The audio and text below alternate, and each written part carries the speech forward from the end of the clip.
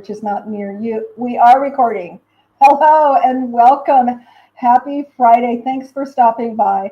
Today's episode at Kat's Home Chat, and if we haven't met, I am Kat Chalinos with Ta-Da by Kat, Next Level Staging and Design, where we provide a platform for entrepreneurs, solopreneurs, business folks, and really in January, this is a good start off and great for timing for the holidays, but we are going to be showcasing small businesses, particularly businesses that work from home.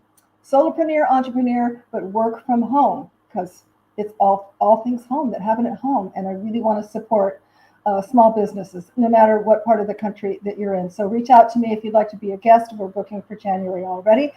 But without further ado, today, if you haven't done your Christmas shopping yet and you have little ones, whether they're your kiddos or grandkiddos like I have, you want to listen to this episode because this lady is my neighbor down the street. It's amazing, social media, right? Neighborhood. You find out you have a neighbor who's an author. She has written a book, Lucy Learns to Share. And this is a wonderful book, whether you just have pets, a perfect book to help educate your little ones on how much more fun it is to share than to hoard or to just take something for yourself. And we're going to expound on this, how we can do that as human beings also in this coming season where it's top of mind to give and to share. So welcome, Sharlene. Thank you so much for taking time in these crazy busy right now at the holidays. Can you believe it's already December? Oh. I mean, it's like, someone said, where did the last 2 years go? It's just crazy, but we're here and it's wonderful to have the spirit of giving. And I'm super excited for you to tell us a little bit about you, how you came about. I know a little bit of the backstory, but not all of it. How you came about to write this beautiful children's book, Lucy Learns to Share. Well, we had a West Highland White Terrier named Lucy for 8 years. And she used to go to Miss Daisy's dog camp. And this actually happened at Daisy, a particular toy there that she would take and run behind the bushes with. And dogs play with it. So that kind of inspired me. But unfortunately, what happened was Lucy got very sick. We did lose her. And this became kind of a cathartic effort for me, just to write her story and to pay tribute to her. She was only 8 years old. Longer life. She was healthy and happy through most of it, but things happen. What can you do? But this was a way of saying goodbye to her, but immortalizing her. Sharlene, I'm losing. I think when you move, you're probably going away from the microphone for your phone. We had a little, so Sharlene has to do it on her phone. But yeah, when you move, I'm kind of losing a little. Okay. So that's beautiful. You know, I think many people anyway out there have a book in them. Everybody, because everybody has a story. Everybody has life happenings, and that's really special, Sharlene, that you started out as a cathartic to kind of keep Lucy's memory and those special moments alive. Right. And I just sent out a couple of letters to a couple of publishers and got a nibble, and here we are. Actually, have it here. Oh, let's see it. Oh, I love it. I love the color. And let's give a shout out to Sarah Gledhill, who did the illustrations. Yes, the illustrations are adorable. She's actually in London, and we did back and forth by email. I sent her some photos, but I chose her because I like the way she drew dogs. She made them show emotion and drew them with some humor, but they didn't look like cartoon figures. Yes. Yeah. Beautiful that you corroborated. So at one point where you were kind of, writing about this through your journey of healing in the loss of Lucy, at what point did you have that light bulb, like, let me share this, let me put this together in a book and share it with the world? I think, I don't know exactly at what point it came to me to do that, but it just one day just sort of clicked, and I thought, I have nothing to lose. So. Just like Yeah, you. I love it. You have nothing to lose. So you took action. Yeah. Yeah, you took action. And, um, I've met several people in my journey, really just in the last 5 years, who have written books. Hmm. Uh, some have been self-published, some have been with publisher. But I think there's room out there for people to, for someone to share. What are the steps? I had one gal. She's like, "Oh, I tried for a year." So you're really lucky that you put the nibbles out there and got This something back. publisher. That's Um, it was a hybrid situation. I made the arrangement with the illustrator. They had some they suggested, and like I said, I looked at different illustrators, and I liked the way Sarah did her drawing. But right. yeah, but That's awesome. Yeah, that's awesome. And it's something that you can, that you did at home, yeah, right? yeah, Yeah, yeah. that you did at The home. pandemic project. There you go. So see, good things can come from not so good things, which Yeah. a lot of people have seen, with the whole reinventing yourself and so forth. And so many people we found with the design entity of our staging company, so many people want help in carving out those special spaces for working at home, whether it's writing a book or doing, what you used to do at an office in a cubicle or an executive desk, doing it from home. So our homes have really become such a sanctuary and really a breeding bed for creativity. And I love that you took your grief, many know, we have 4 dogs at the moment, and we literally have a pet cemetery in our quite large yard. Because they don't, as my husband told me a long time ago, honey, our dogs are probably not going to live longer than us. And when that ran, I was like, don't tell me that. When you lose your first dog, at least for me, it's like, oh my God, and Romeo, our Pomeranian, he was like 13. And it just never clicked because I didn't have that in my bailiwick of experience of losing a dog. So I just, it just took me really, really hard. It's You almost surprising how hard it hits you. It really is. It really is. Yes. So what was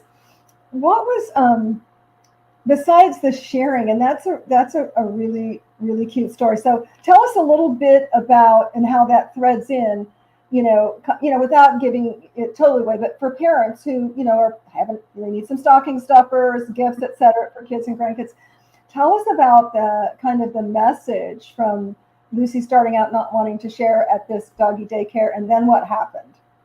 Well, another little dog invited her to play with them between her caretakers at the camp. So she came out from behind the bushes with the little ball and learned that when you throws it and you run and fetch it and you race with your little friend, that's a lot of fun. And the idea here is this is a little dog who didn't want to share. And she's in a somewhat, preschoolish situation. Right. And the preschool and kindergarten age group need to learn to share toys with other kids too, so they can relate to this little dog whose little friend shows her that it's more fun to play with someone else than by yourself. Mm, mm. And isn't that a message that every child, and I'm sorry, every adult can, really resonate with? Yeah. In terms of, we might want to, whatever it is, to not share our time or share our resources or our ideas Mhm. or our food or our love or our money. These are all things that we have an opportunity to share at varying degrees, depending on, what we have, but more importantly, what we're willing to share. And like Lucy, we get back so much more when Mhm. we do share all of those things as humans. And Lucy, and toddlers too. I think it's just a natural instinct. Mine. Yeah. we, were, we were listening to backstory of the Beatles, 3 parts. My husband and I, and one of the songs, George, I think it was George, did me, mine, my, and I thought, me, mine, my. They always came up with nonsensical things. They just had such magic. But I said, ooh, I think there's some deep meaning there. Me, mine, my. That's the ultimate kind of, ego, me, mine, my, I keep mine. And, if anyone who's raised or been around toddlers, that's what me, it's mine. Every day. It's mine, you can't have it. And so that's quite cathartic for children and for adults, maybe who haven't experienced that to a vast degree, to go, oh, wow, I was so afraid. And like everything, if we're not coming from love, the opposite of that is fear. Some folks have called that, fear, false expectations about reality. And it's, what is it, the fear? The fear I won't have enough. The fear someone will break it. The fear, I think it's the biggest thing is I won't have enough. Again, whether it's a toddler or an adult. Well, if I give, I've heard entrepreneurs, colleagues talk about, well, what happens if I give my secret sauce away? What if I tell them everything? I share and I tell them everything. That's coming from fear. But the bottom line is nobody has your secret sauce. Well, look, no one is you, Sharlene. No one is you. No one can share and talk about Lucy like you can. Mm-hmm. Right? And no one is you that's had your experiences. So I think when we got it through our heads that there's nothing that there's not an abundance of, and come from a place of abundance. And, that's what Lucy teaches, all the children who read it, is that her fear turned into abundance once she learned that, wow, woohoo, this is much more fun to play and see others have fun, and they'll play with me more. And, that whole kind of cathartic karmic thing that happens, Exactly. Awesome. I don't know where we are on time. Is there anything that I haven't, before we get into a little bit of, take the topic a little sideways, what else would you like to share about the whole process? Like, what was some aha moments for you, Sharlene, when you began, you decided, you made the decision, you know what, I'm going to take this into a book so I can share with others. I guess, let me start with this. What was the hardest part? What was the easiest part? Oh gosh, the hardest part was getting the whole story together and just making a progression from beginning to end and making it make sense to someone. I had a couple of the family. You did what? You got some of the family involved? Yeah, my daughter read it. My husband read through it, and what do you think, and that sort of thing. And then the easiest part really was working with an editor, because you have to. It's one of those check your ego at the door situations. You have to listen to this person because they know what they're talking about. They're in the business. Yes. You may think you've written the next Hamlet, but that sentence doesn't belong there, or if it should be worded a different way. They know what they're talking about. Yeah. So, and I was looking. They're going to check and balance the grammatic. Now, did you ever feel that they took away any creative license to you? No, not at all, because they were respectful of that. Awesome. Yeah, they were very good about that. They kept my, they didn't change the storyline at all. Awesome. Helped me find better ways to say it. Awesome. Because it's funny. I was a contributing author for a book, Staging the World. Barb Shore is the creator of Home Staging, who was a guest on our show a couple of times. And originally her publisher wanted me, I had done it in the third person. Okay. My contribution. And they originally thought, no, it didn't. And I know why. It was probably because no one else did it. They're not just one of those, I'm a rebel oddball, right? But after all the stories came in, because it was contributing staging professionals from all over the world, then they changed their tune. Oh yeah, we like it. Yeah, keep it. Which, sometimes then maybe when they see it more than once or twice. I don't know if that was even the case, but so that is, I guess, would be an opinion, I guess, whether something a story should be in the third person. Right. You know, editing process also. I always had the option to say, well, no, I want to keep it the way I wrote it originally, but you have to have flexibility with something like this. Sure. Yeah. And so from the time, it sounds like you were really lucky. You got a nibble right away. From the, and did you have the book finished? Yeah, the story was finished. Yes. The story was finished. Okay. Because, my draft was done. My draft. Okay. The draft. The draft. And how many rewrites did you have to do? Oh, maybe 2 or 3. Okay. That's not bad. No, it wasn't bad. Well, it's a short story. So. Yeah, short story. Yeah. I'm sure, when you get into something that's quite a bit deeper, it could take a year or longer. But so from the time the publisher said, yeah, this sounds like something we can work with, till the time you had it published, and I know just recently, we'll say that for the end, good news, because there was a paper shortage, right? Well, a little while back, but we've overcome that. Did it take 6 months, 3 months, a year? Approximately 8 months. 8 months. Okay. Yeah, I think I kind of settled on, an agreement with them in March, and we just took it from there. Awesome.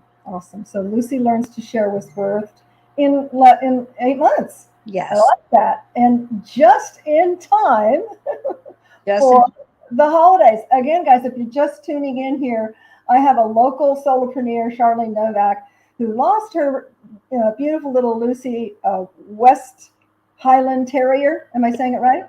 Mm-hmm. And took her grief into a cathartic exercise and ended up writing a book, found a publisher, and it is available on Amazon. We thought when we did this broadcast that we would have to say coming soon, but surprise, surprise, the universe lined up. I think Lucy had something to do with it, perhaps also. What do you think, Sharlene? Yeah?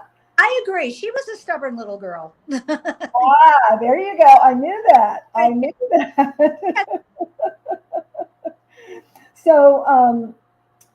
So you can find it. Tell us the places that you can find it, Sharlene, for Christmas. It's the full title is Happy Tales Camper Stories. Lucy Learns to Share, and give you another look at it. Take a picture of that. Yes. Now, if they just put in Lucy Learns to Share, which is a lot easier, would they find it? I don't know. I haven't tried that. Okay. But Happy Tales Camper Stories, right? Happy Tales, TAILS, Camper Stories. And it is on Amazon.com, BarnesandNoble.com.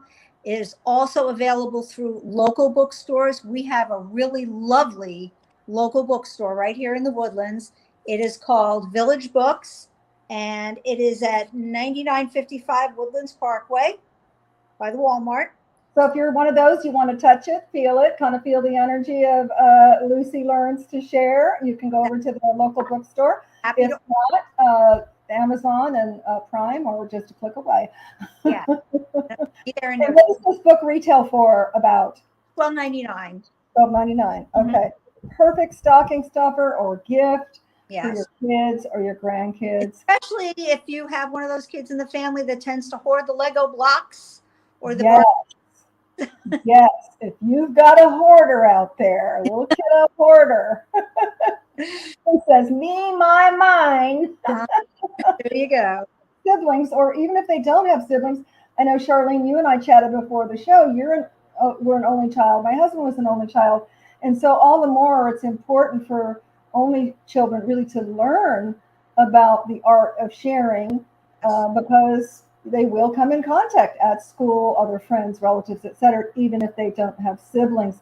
So it's even more difficult, and important to get that through to only children, the sharing concept, which could be foreign to them if they've never been exposed to it. Exactly. Yep. Very easy to fall into that spoiled rotten stereotype too. So there you go. So don't just throw stuff at your kids, guys and gals out there. You want to buy them something meaningful to help you. It will help you parent and be a better parent in teaching your children how to share. And I challenge you out there during this holiday season, because this is our last broadcast. We will be doing a rerun the next 2 Fridays. I challenge you, when you are having fear set in and you don't want to share your time, you don't want to share your resources, your ideas, your food, your love, most important, or your money, think about, the lesson that Lucy learned and how much more rewarding and fun and exciting and happy she was when she learned how to share. And as humans, there's just nothing more rewarding than giving of your resources. Time, as I was telling Charlene, is the most valuable. So maybe today you can just give someone 5 minutes of your time, maybe someone you haven't talked to in a long time, or seen, or they've been on your mind, and you give them a call or an email, phone call. I say phone call because we're so digital. We're so digitally connected, aren't we? That sometimes we forget. I know they tell us now, oh yeah, nobody answers their phone. I always answer my phone unless I'm in a meeting. I'm just old school because I've been in sales and marketing for 30 some years. And if I didn't answer the phone, that lead's going to go to somebody else. So yeah, that's just kind of a habit that I've been into. And I like to get things off my plate right away. I don't want to have to call somebody back. Thank you so much, Sharlene. I wish you the best of success in your book. And I know that Lucy is going to energetically be in every book. Are you going to have a book signing, or is there anything we can plug about that? I'm working on that, possibly something at Village Books. Okay. I don't have any firm information on. Okay, well, keep us posted. Let me know, because we'll do a post, and I'll wait to buy my book at Village so I can get it autographed. Absolutely. Because yeah, that whole energy of Sharlene and Lucy will be connected to the book and bring lots of good stuff. I know that is so true. Thanks again, Sharlene. Everybody out there, have a wonderful holiday. Whatever you celebrate, make it magical, and be willing to give when you're not getting anything. Whether it's your time, whether it's a meal, a cupcake you share, information, share your information. You'll get it back tenfold. And signing off, if you know anyone who is an entrepreneur, solopreneur, works from home, who'd like to be on the show in January, we are lining up guests, and we'd love to give you a platform too. Until then, I guess I'll see you next year. Bye.